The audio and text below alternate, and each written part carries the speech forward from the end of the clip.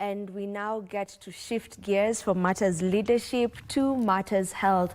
And today's conversation is on autism. To be specific, we're talking about the early intervention for autism. What are some of these early interventions for autism patients, and how can it change the trajectory of their day-to-day living? And to get me into this conversation, I have with me an occupational therapist from the Kenyatta National Hospital, and that is Mr. Boniface K. Winlight. Welcome to the program. Thank you so much. It's a pleasure to have you here. Thank you. And then I also have an autistic parent, and her name is Felista Mudhoni, a parent rather to an autistic child. Her name is Felista Mudhoni. Welcome to the show. Thank you very much. It's a pleasure to have you on this program. Now let's get to speak extensively on autism and some of the early interventions on it, just to get to spread awareness, you know, as it is very, very important. Maybe if we begin with you, let's start by defining it so that we have a place to begin from. What exactly is autism? Thank you very much for having me. Maybe to start with is that autism spectrum disorder is a beautiful brain with different colors. Unlike what other people tend to look at it from, the child not being able to do. More often we have not talked about the things they can be able to do. So basically, to emphasize on that is that we have these children who have difficulties in social interaction, communication skills, and behavioral issues or difficulties. That then therefore affects their day-to-day, just like you did mention. Yes. Yeah. What signs probably indicate that a child may be autistic or a child is autistic? Good. So one of the key signs is that being an expert, or rather having an understanding of how the autism spectrum disorder present, you find sometimes you see these children, they tend to block their ears, right? Probably they cannot be able to withstand even the conversation we're having right now. For them is too much. Sometimes you might see them, they tend to tiptoe, yeah, like walking on the toes. And many parents have come along and they are able to say that they would think like these children, they are boasting or something, and the parents are so happy, only to miss quite a lot of things. That is actually a sign for autism. So basically, those are the key things that you can actually be able to see. The other one is the eye contact. They look at you when you are not looking at them. They don't like maintaining the eye contact. And as a parent, you can actually be able to tell in terms of it's not normal for a child not to look at you, because then you will not be able to communicate. So those are some of the things that really can be a red flag to a parent, to whoever is dealing with that, the family and the society. All right. Yes. Let's get to you, Felista. You know, as a parent to a child with autism, by the way, your child is 6 years old, a very beautiful girl. I've seen her. I know her. She's very beautiful. Maybe what are some of the early symptoms that you got to spot in your baby girl that made you become alert, and want to know, okay, what exactly is wrong with my baby? When my daughter, I have a daughter, she's 6 years old, and when she was 3 months old, she didn't give me eye contact, and the first time she gave me eye contact, I felt like the principal was looking at me, because it was a very serious eye contact. And then after that, I noticed that she loved staring at the light. Every time if I place her anywhere, she'll just try and find the light to look at it. And also after she grew a little bit more, she didn't mind being left alone. If you left her alone and you went to another room, she wouldn't mind. She wouldn't even cry. She didn't even care that she was alone. And another thing, she couldn't point. It's weird, but she couldn't point like this. She would just take your hand but she couldn't point. And another one, she couldn't respond to her name. When she was like 1 year, she couldn't respond to her name, but if you said things like colors, like red, green, she'd be like blue, yellow. If you say numbers, she'd be like, yes, 10, 11, 12. But if you call her by her name, she would not respond. And I was like, this is not normal. So she would respond to numbers, she would respond to just other things, but not the usual kind. Not just social communication. She would respond to every other thing, but when it comes to social communication, that is where she drew the line. She didn't respond. So when exactly did you get to be diagnosed? When did she get to be diagnosed as an autistic child? When she was, I was trying to do some research because I didn't know where to go. I didn't know what to do. So I tried to do some research, and the research that I did, they told me I should wait until she's 2 years. So I waited until she's 2.5. I went for the diagnosis, and I was very scared. So when I went for the diagnosis, the first time I went to a I didn't go to a medical assessment. I went to an educational assessment, and I didn't find a very great help. So I had to wait again, trying to figure out, okay, so what is medical and what is educational. So then again I went for medical assessment in Kenyatta, not Kenyatta, in Madare Mental Hospital, and then she got diagnosed with autism. Okay. All right, Doc, I want to come to you. Maybe what are the very early autistic interventions, and why is it important to get that diagnosis as early as possible? Thank you so much for that question, and it's good that I mentioned that early intervention is key. And early intervention encompasses the following. One, early detection. You, as a parent, as a therapist, work with these children on a daily basis. Then early diagnosis and early intervention. So let's now delve into the intervention part of it. So there are different therapies that are done, and basically is to support the development of this child.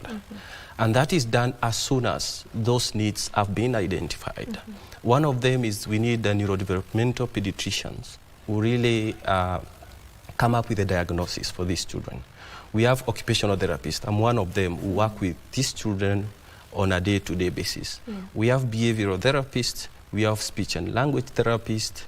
So that is a team of experts or specialties that work with these children.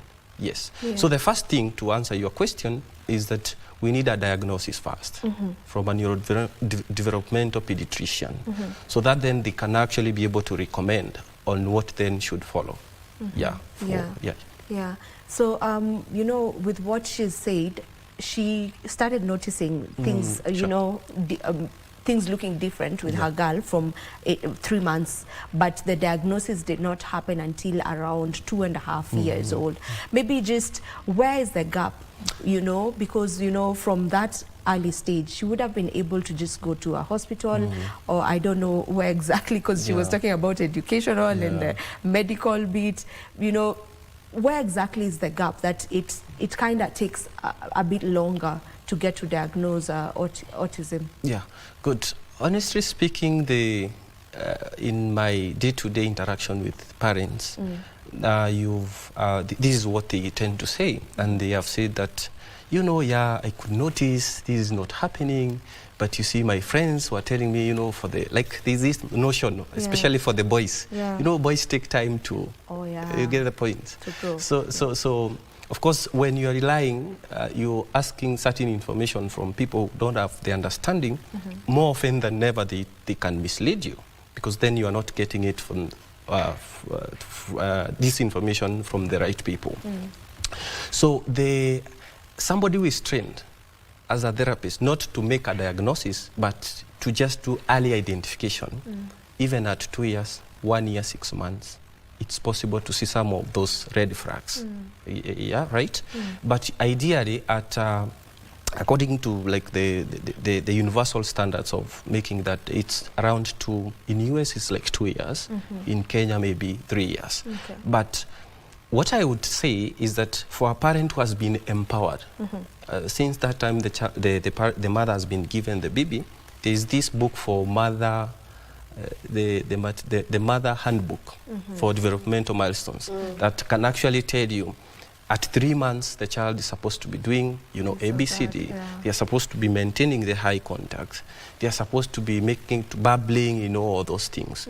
So when the mother has that information, therefore, it is possible. If you see those, milestones, they are not like meeting as per the age and expectation, then they are able to seek some of these services to the hospitals, and most of these services are in level 5 mostly, and level 6 hospitals, like in Kenyatta where I work, Kenyatta National Hospital. So some of these services are only in the level 6 and level 5 hospitals? For sure. In my interaction, that is where, and even level 5 is quite challenging. Oh, really? Yes, it is, because therapy is expensive, and it requires a lot of equipment, staff being trained in that specific area. There's a lot that goes into that space. Yes. And you've actually mentioned something that Felista has touched on before we got on air. She said she's actually happy to be here to speak to you because she's getting like free consultation and all because of how expensive therapy is. Felista, if you can speak about that, just how expensive is it to get, having a child who is autistic and ensuring that, they get to be looked at? I'd say it's the financial part is one thing, and knowing where to go is another thing. Because I knew that my child was autistic. I knew, my gut was just telling me something is wrong. But if I ask everybody that was around me, my parents, my friends, I even found some people told me your child is bewitched or something, we should pray or whatever. So that is one, and then trying to figure out where to go. I've never gone to Kenyatta National Hospital.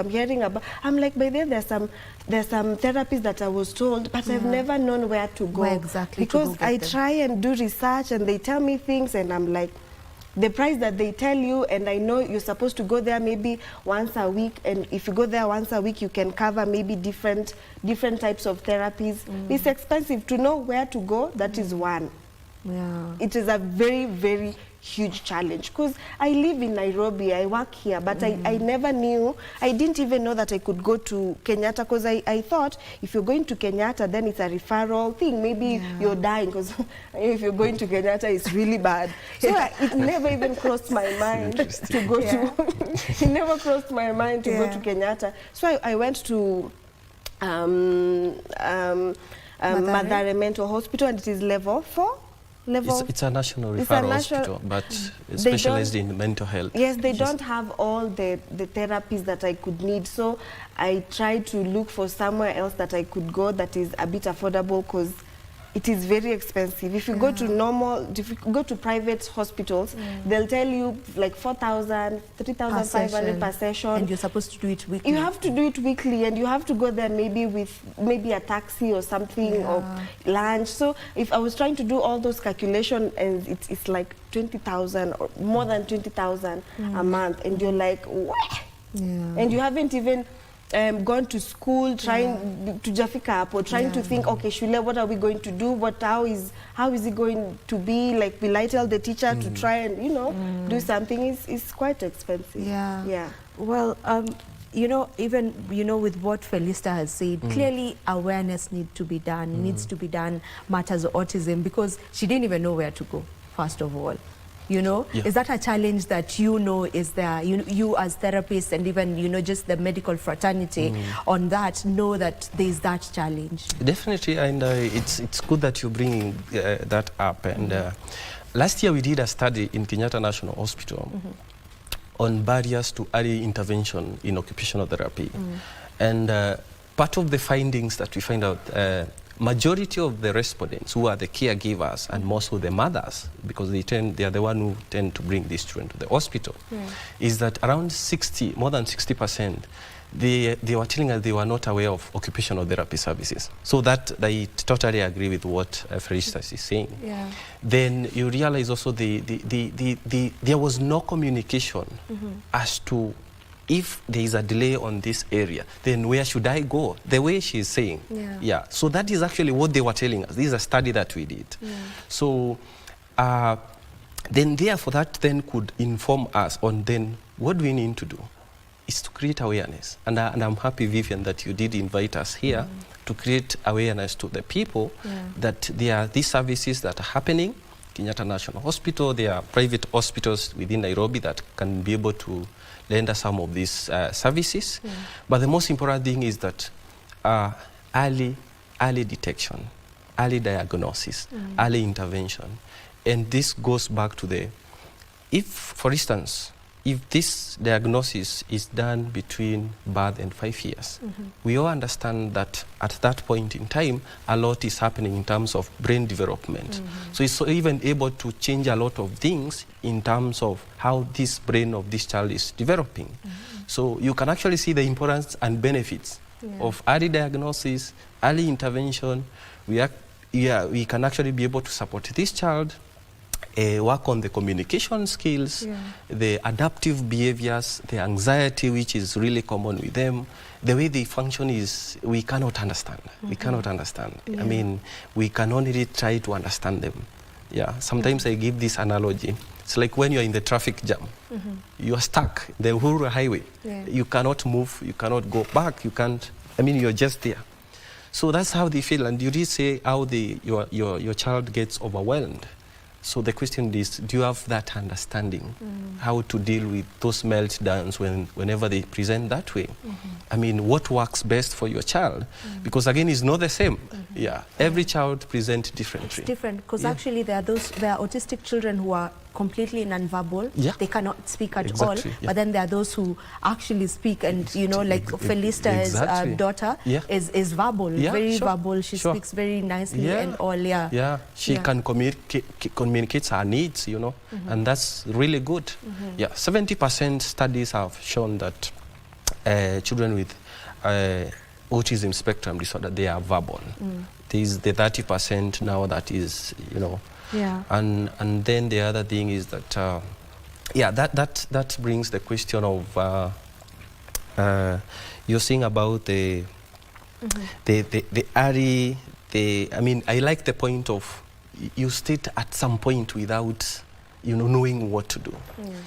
And allow me to prosecute something here, because probably you are with your friends and she's learning from the social media. Is that information credible? You know, sometimes. But she has no otherwise. I mean, she has to go because there's no one who is telling her what to do. So it's always good to get information from the right source. And that's why we are here, that you can actually get those services in Kenyatta National Hospital. And other hospitals. Yes. When you talk about early intervention, maybe what are some of these therapies that happen, you know, during that very early stage? You say it's really important for the diagnosis to happen between, you know, birth and 5 years. That's the best time to get to diagnose, because after that maybe there are some problems that would have happened in terms of development of the brain. So just what are some of these therapies? Good.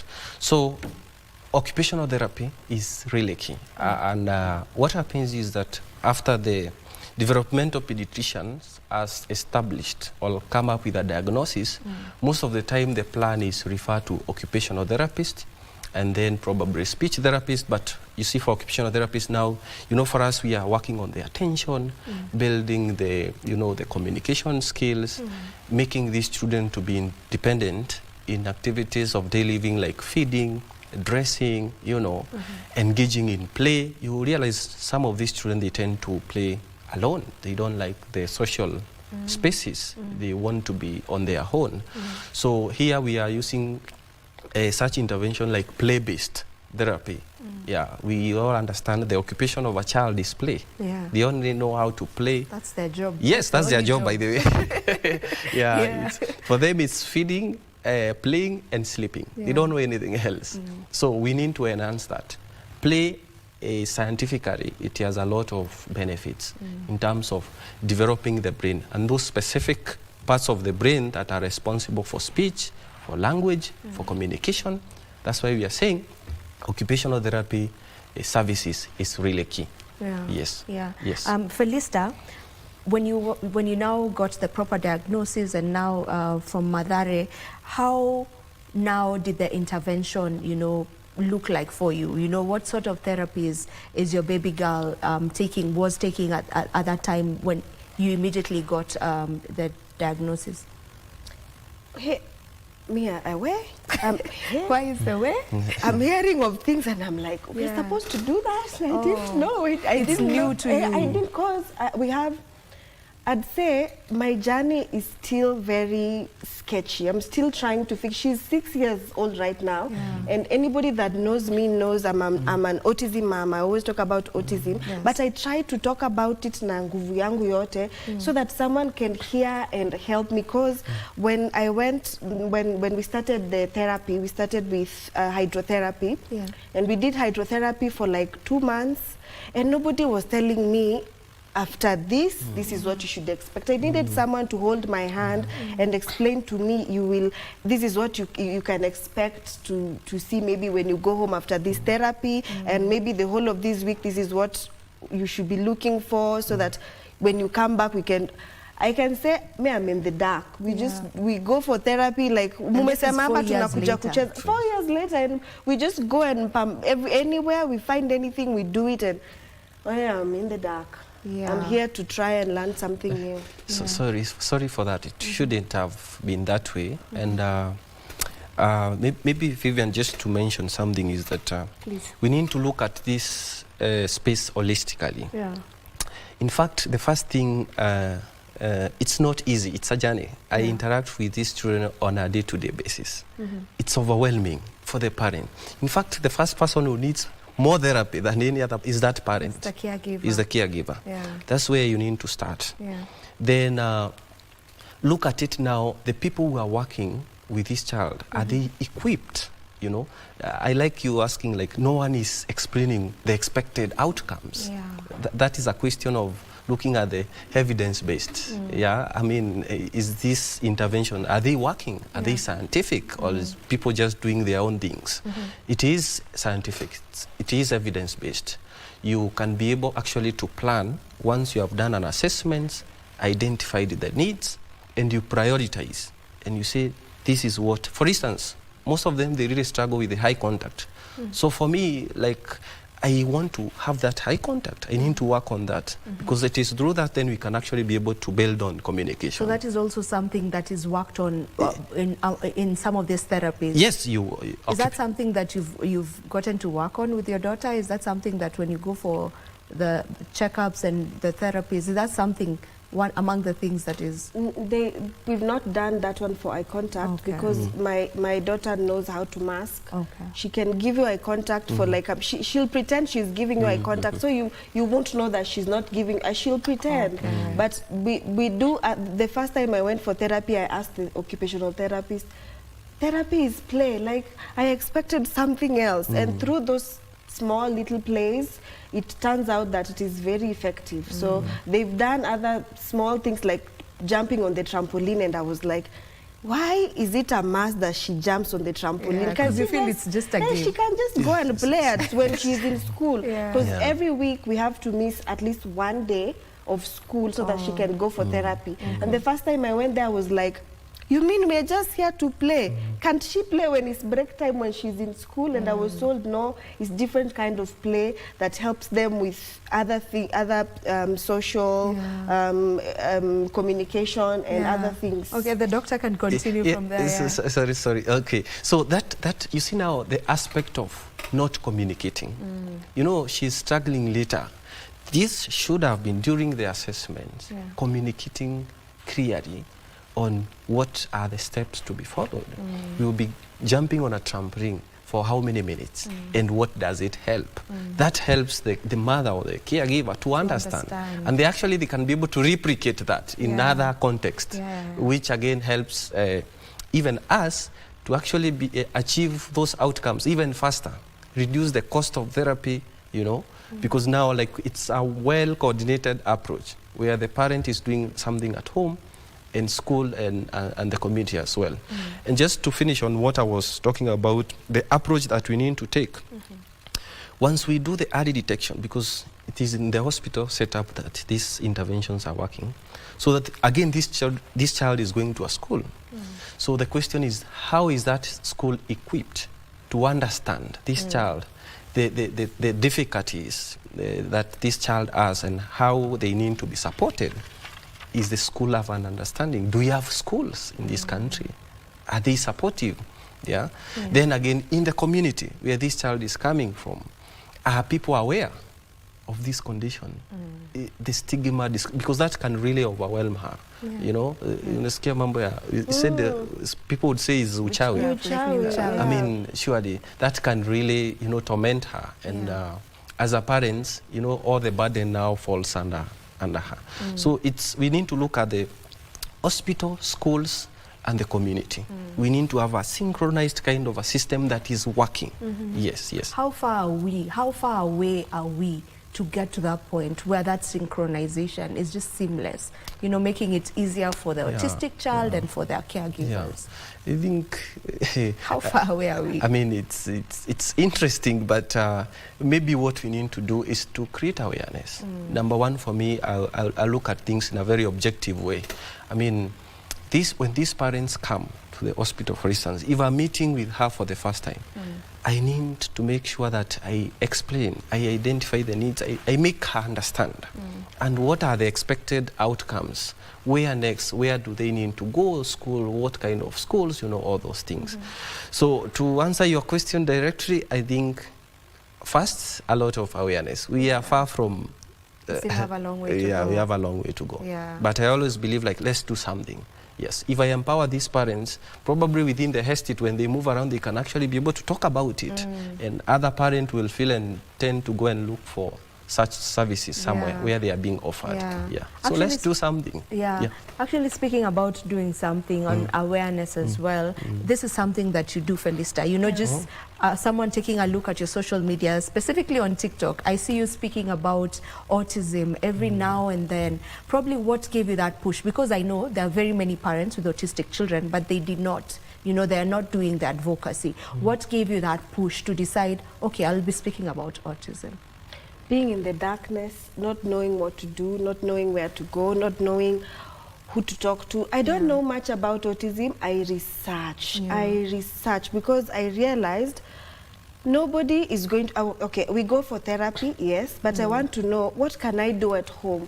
Because if you're going for therapy once a week, for the other 6 days, what should you be so doing? if she's doing this, what am I supposed to do? So and getting a community, I didn't get a community. I wanted to be somewhere that we can talk about how weird our children are, and I didn't get a community. So I said I will talk about autism, even if I don't know what it is.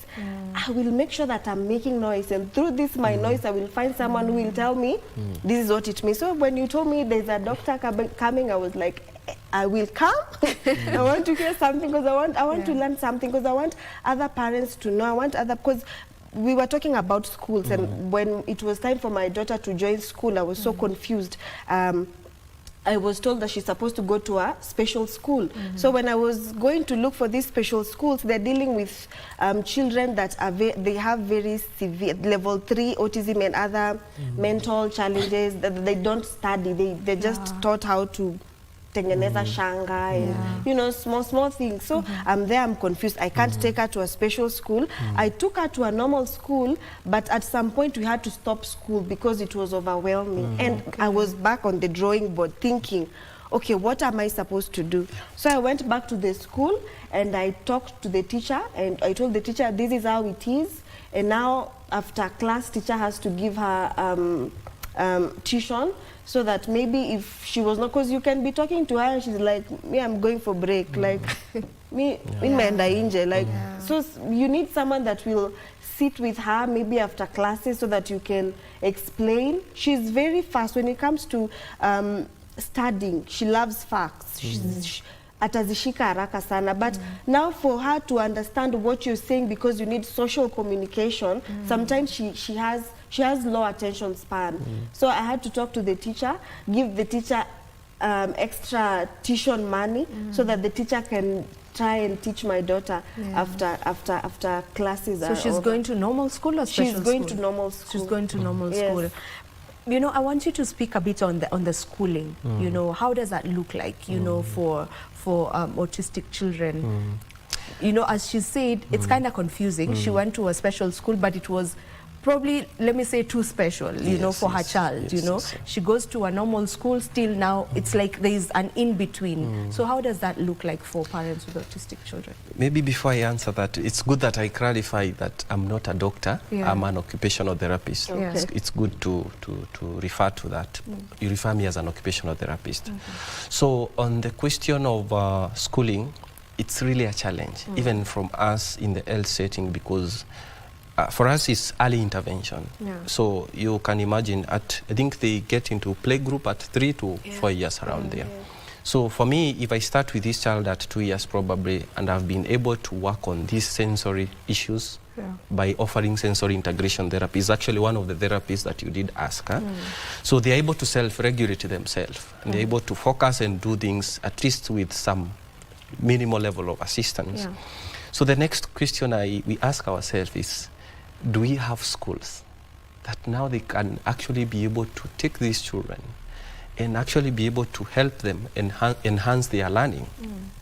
It's really a challenge, because in the spirit of inclusion, the sustainable development goals, we talk of these children should go to the same schools. Not the, I don't like using the word normal school, because there is no abnormal school. So it's called the regular school. We have the regular schools, the integrated schools, and then the special. Those are the categories. So that is not that is done by EACs. They are called educational assessment. They are within the sub-counties, and I think KISA is actually one of the... I went there. Yes. So they actually do the assessments to determine this child, do they need to go to a regular school, a regular class or regular school? Is it integrated? Is it special? And again, also, that requires, again, in those school settings, we need occupational therapists to be working there, because from the medical point of it, we understand the issues that they are struggling with. So we need to be working closely with the teachers, developing their IEPs, individualized education plan, to actually support them. So the issue of school, again, is working in silos, if I was to say. These teams needs to work together for the interest of this child and the caregiver. So there's a lot to be done. Then again, the way you're saying school fees, some of these schools, you realize maybe they have big numbers. Maybe one class, like maybe to ask, in that class, how many are they? I think 25. How many teachers? One teacher. You can imagine the ratio of the child. And there is this particular one for the daughter for Felista, who requires some, bit of assistance. It's, sometimes they don't like that overwhelming environment. So sometimes she starts throwing tantrums because the class is too much. Like this lighting for them, they don't like that. Again, in terms of classroom management and modification and changing the environment to suit this child. So there's a lot to be done. There's still a lot. A lot to be done. And again, the same happens in the community. Probably they don't like music, high music. They don't like too much light. Like church. Yes. To church. Yes. Like I was telling, I was discussing this before we went on air, and I was saying, like, on Sunday we went to church, and she had a different kind of meltdown. We went to church and she shut down, and she was like, why is it too loud? It's too loud.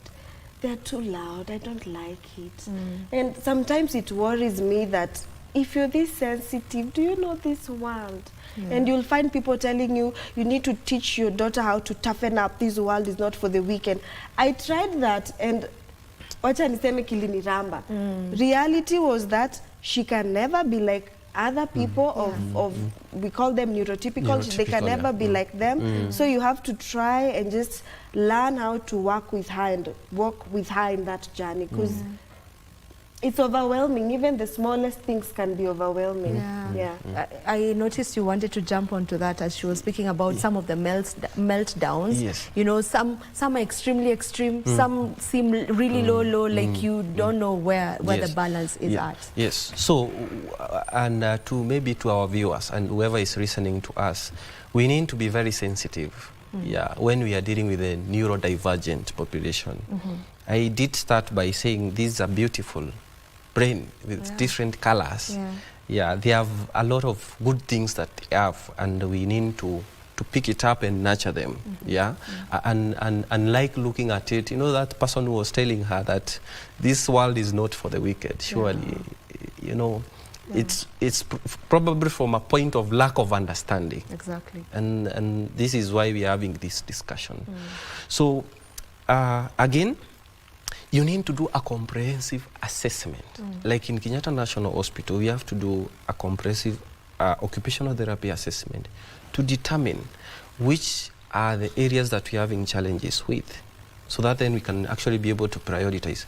A child, for instance, you see some who are blocking the ears, and then you want to present the same child to a classroom where they are doing singing and dancing. That's why the daughter was saying, why is this charge is too loud? And no one is aware about this. Yeah? So sometimes also we need to be very intentional and like maybe tell the people that is within the community that please, some of these children, they don't need that loud noises. We need to create an environment that is enabling, that is favorable for them to, you know, to feel that they are part of that environment. Yes. This is definitely a conversation that we should always be making time for, because we can't speak about it you know, extensively in one sitting, you know. So even as we get to wind up, maybe I can allow you to give your parting shot. You know, what's that one thing you would want to say? What's that one thing maybe you would want people to know about autism, or maybe if it's advice you want to give to a parent who's just gotten this new diagnosis? Just your parting shots. I'd say this to all the parents, to all the caregivers. As he said, autism is a beautiful mind. You will suffer from denial. It will not end even in 2 years. Even me up to now, I'm an autism advocate, but sometimes I have denial. But usichukie mtoto wako. Your baby is wonderful. Try and find therapy. Try and find help, like what I'm doing here. Like today we've had, you can go to Kenyatta National Hospital. Try and, because they have a beautiful brain. They don't operate like us, but when you understand, you'll be able to connect and it will be easier even for you. And also pray, because you're pray. Yes. All right, thank you. Your final remarks, Boniface? Thank you. I want to appreciate you for inviting us, and you are a warrior. And continue taking care of your daughter. One day you'll be talking about stories. You'll be giving stories. Amen. So Amen. So I interact with them on a day-to-day basis, and they have a lot of things. Surely the way their brain works it's miraculous. I mean, you can't even understand sometimes. And maybe before I give the parting shot, very quickly. Very quick. Yeah, there's a boy 2-year-old. You know, there's a boy I'm working with. They cannot talk, but they can sing. You see these hill washing songs, worship. Just take a corn and like move the crowd. So there's a lot to tap on that. And maybe finally is that let's be very sensitive. Let's empower the communities, the schools, the people who are working closely with some of these children. Let's create awareness through social media campaigns, and all we can win. And for the way to go is that early detection, early diagnosis, early intervention, we get better outcomes. Thank you so much. Thank you so very much. Thank you so much, Boniface, and thank you so much, Felista, for joining us for this conversation. And many thanks to each and every one of you who has been tuned in. We do this again tomorrow, same time, same place, a different conversation. See you tomorrow, God willing. My name is Vivian Degwa. Goodbye.